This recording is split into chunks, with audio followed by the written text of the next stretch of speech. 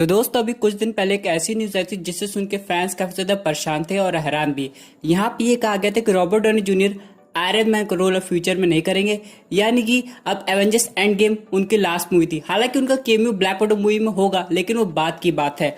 अब इस सब के अलावा दोस्तों कुछ महीने पहले रॉबर्ट डॉनी जूनियर ने केविन फेगी के साथ मिलकर ये कहा था कि फैन जो चाहते हैं वो हमसे करवा करेंगे, यानी कि वो आयरन मैन के रोल में वापस आ सकते थे। लेकिन इन सब कंफ्यूजन के बावजूद अभी तक ये क्लियर नहीं हो पाया कि फाइनली क्या रॉबर्ट डॉनी जूनियर का कॉन्ट्रैक्ट मार्वल स्टूडियोज के साथ खत्म हो गया। तो इसका आंसर है हाँ, लेकिन क्या वो एक्सटेंड हो सकता है? तो इसका आंसर है अभी तक कोई कंफर्मेशन नहीं हुई है। इन सब के अलावा दोस्तों अभी कुछ दिन पहले एक और न्यूज है कि Kang the conqueror Marvel Cinematic universe में एंटर होने वाला है। तो सबसे ज्यादा शॉकिंग बात यह है कि कैंग और आयरन मैन का रिलेशन ऐसा है कि जैसे थेनोस और इन्फिनिटी स्टोन्स का। और अब यहाँ पे ये देखना है कि बिना आयरन मैन के क्या कैंग वाकई मार्वल सिनेमैटिक यूनिवर्स में एंटर कर जाएगा, और क्या कभी फ्यूचर में आयरन मैन वापस आएगा कैंग की वजह से। इन सबके अलावा दोस्तों आज हम लोग ये भी जानेंगे कि केविन फेगी कैसे मार्वल और सोनी यूनिवर्स को एक में करने वाले हैं। तो दोस्तों कंप्लीट वीडियो स्टार्ट करने से पहले आप लोग कर दीजिए वीडियो को लाइक और कमेंट करके ये बताइए कि अगर आपको ऑप्शन दिया जाए कि आप आयरन मैन को या तो एवेंजर्स 5 में देख सकते हैं या फिर डायरेक्टली आयरन मैन 4 में, तो आपके हिसाब से वो कौन सी मूवी होगी। साथ ही साथ जो लोग मेरे चैनल पे नए आए हमारे चैनल को सब्सक्राइब करके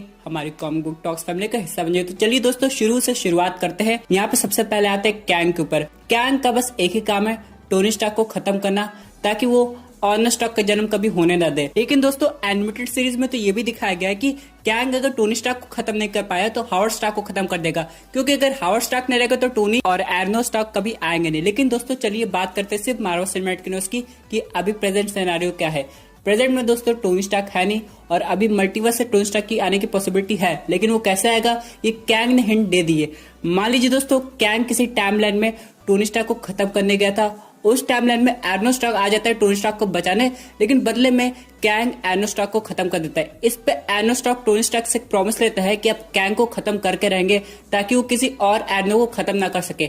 लेकिन जैसे टोनी स्टार्क कैंग का पीछा करता है उसे ये पता चलता है कि अलग टाइमलाइन में डिफरेंट टाइप की रियलिटी है। फॉर एग्जाम्पल टोनी स्टार्क का बेटा था, लेकिन मार्वल सिनेमैटिक यूनिवर्स की करंट टाइमलाइन में टोनी स्टार्क की डॉटर रहती है। अब यहाँ पे Kang the Conqueror Tony Stark से रिलेटेड जितने भी लोग हैं वो उनको खत्म करना चाहता है, क्योंकि वो अलग टाइमलाइन को रूल करता है, इसलिए कोई भी टाइमलाइन में वो इंटरफेरेंस नहीं चाहता है।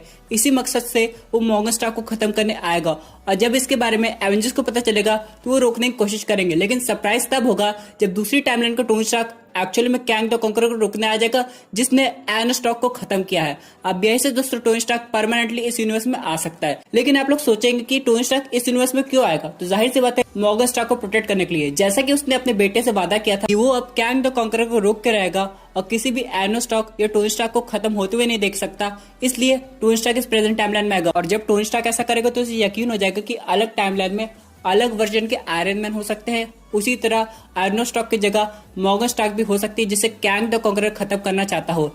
यहाँ पे दोस्तों आप लोग सोच रहे होंगे अब कि टोनी स्टार्क इस यूनिवर्स में आके क्यों रुकेगा, तो हो सकता है कैंग द कॉन्करर एर्नो स्टार्क को खत्म करने के बाद टोनी स्टार्क की उस यूनिवर्स की टाइमलाइन को कंप्लीटली रूल कर दिया हो, इसलिए टोनी स्टार्क के पास कोई ऑप्शन नहीं है कैंग द कॉन्करर को रोकने का, इसलिए वो हम लोग की करंट टाइमलाइन में आ जाता है।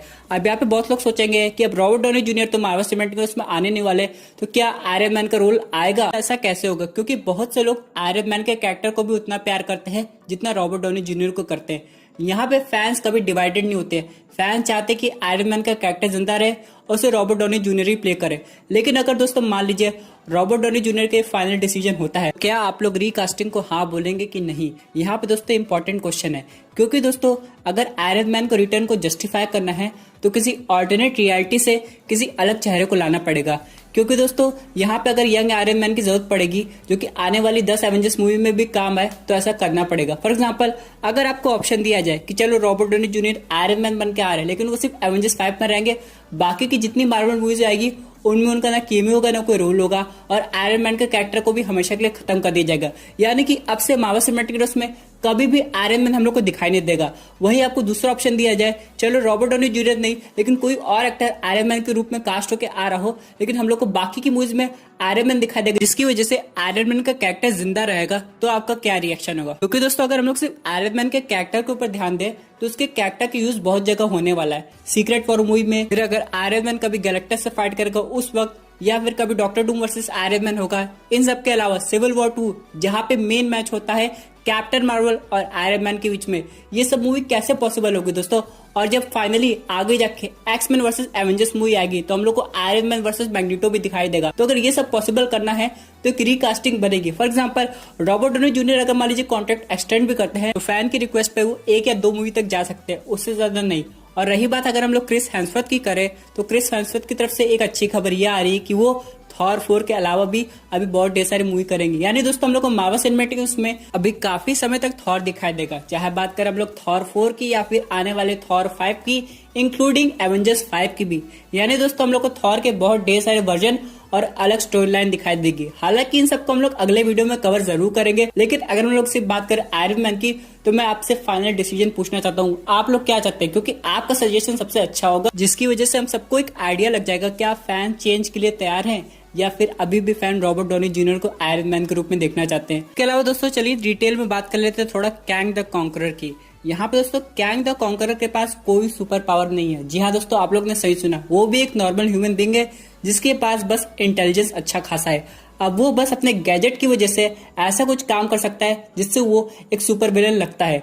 अब यहाँ पे उसकी सबसे इंपॉर्टेंट चीज उसकी टेक्नोलॉजी है, चाहे वो डॉक्टर डूम से लिया हो या फिर अपोकलिप्स से। और जब भी दोस्तों कैंग ये सब काम करता है हमेशा अलग टाइमलाइन पे करता है, इसलिए दोस्तों ये भी देखना पड़ेगा कैंग अपने साथ किस टाइप की टेक्नोलॉजी ला रहा है। और यहाँ पे जब करंट सिनेरियो में वो इस यूनिवर्स में आएगा तो उसके पास कौन सी टेक्नोलॉजी होगी। फॉर एग्जाम्पल अगर हम लोग प्रेजेंट टाइमलाइन की बात करें यानी 2023 की जो भी मार्वल सिनेमैटिक यूनिवर्स में चल रही है, तो यहाँ पे 3 टेक्नोलॉजी बहुत ज्यादा फेमस है। सबसे पहला हैंक पिम की क्वांटम रिम टेक्नोलॉजी, जिसकी वजह से कैंग द कॉन्करर आ सकता है।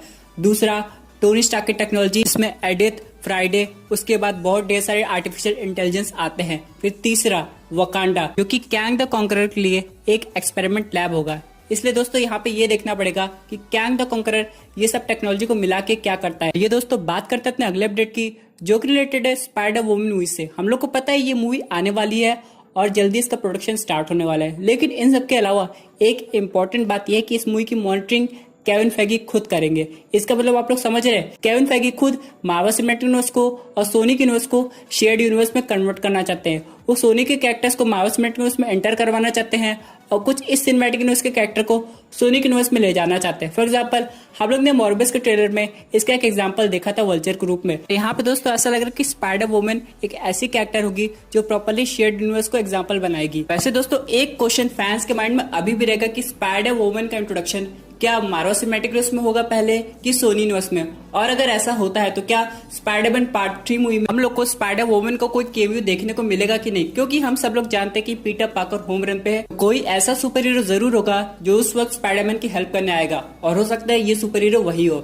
इन सब के अलावा दोस्तों एक और अच्छी अपडेट सामने आई है जो कि रिलेटेड है WandaVision टीवी सीरीज से। हम लोग को लग रहा था कि WandaVision टीवी सीरीज की डेट एक्सटेंड हो जाएगी, फिर फाइनली हम लोग को 2021 में ही दिखाई देगी, लेकिन फाइनली डिज्नी ने अपनी प्रेस रिलीज में कंफर्म किया है कि WandaVision 2020 में आएगी। और इसका मतलब ये है दोस्तों कि हम लोग को फाइनली दिसंबर के एंड में ये टीवी सीरीज दिखाई देगी। लेकिन अगर हम लोग सीक्वेंस की बात करें तो पहले falcon and the winter soldier को आना चाहिए था, उसके बाद WandaVision, क्योंकि दोनों एक दूसरे से कनेक्टेड है। तो हो सकता है उस पर भी अभी वर्किंग स्टार्ट हो गई हो। दोस्तों अगर रिलीज डेट दिसंबर में कंफर्म हो गई है तो इसका मतलब ये है कि इसका ट्रेलर नवंबर तक या फिर अक्टूबर में ही आ जाना चाहिए। इन सब के अलावा दोस्तों बात करते हैं अपने फाइनल अपडेट की, जो कि रिलेटेड है शी हल्क की टीवी सीरीज से। यहाँ पे दोस्तों इसकी प्रोडक्शन स्टार्ट होने वाली है फरवरी 2021 में और यहाँ पे एक्ट्रेस भी कंफर्म हो गई है। इन सब के अलावा बहुत लोग सोच रहे थे कि यहाँ पे क्या ब्रूस बैनर का रोल होगा, तो इसका आंसर है हाँ, क्योंकि दोस्तों शी हल्क की स्टोरी लाइन को अगर कॉमिक एक्यूरेट बनाना है तो हल्क का इन्वॉल्वमेंट होगा ही। यहाँ पे दोस्तों जेनिफर वॉल्टर्स को अगर ब्रूस बैनर का डीएनए मिलेगा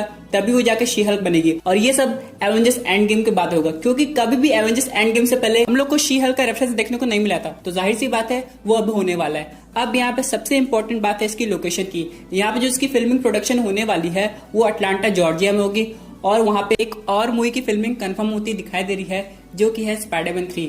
जी हाँ दोस्तों, हो सकता है शी हल्क का केमियो स्पाइडरमैन में होगा। जैसे कि हर एक टीवी सीरीज कोई मूवी से कनेक्टेड है, उसी तरह शी हल्क हो सकता है स्पाइडरमैन 3 से कनेक्टेड होगी। और वैसे भी पीटर पार्कर को अगर लॉयर की जरूरत पड़ेगी तो जेनिफर वॉल्टर्स यानी कि शी हल्क को उसकी हेल्प करने के लिए आना पड़ेगा। बहुत लोग को लग रहा था यहाँ पे मैट मोर्डॉक यानी कि डेयरडेविल का इन्वॉल्वमेंट होगा, लेकिन अभी तक इसकी कोई कंफर्मेशन नहीं है, तो शी हल्क एक अच्छा ऑप्शन बनती है। तो अगर ऐसा कुछ होता है तो स्पाइडरमैन 3 मूवी में हम लोग को शी हल्क और स्पाइडर वुमन दोनों दिखाई देगी। तो दोस्तों ये थी एक अमेजिंग अपडेट जो कि रिलेटेड थी आयरन मैन से। आई होप आपको ये वीडियो पसंद आई होगी। वैसे आपके क्या व्यूज इस पर्टिकुलर टॉपिक पे, अपने व्यूज जरूर कमेंट कीजिएगा। और दोस्तों अगर आप ऐसे unique super hero content enjoy करना चाहते हैं तो हमारे चैनल को सब्सक्राइब करके हमारी सुपर हीरो फैमिली का हिस्सा बन जाइएगा।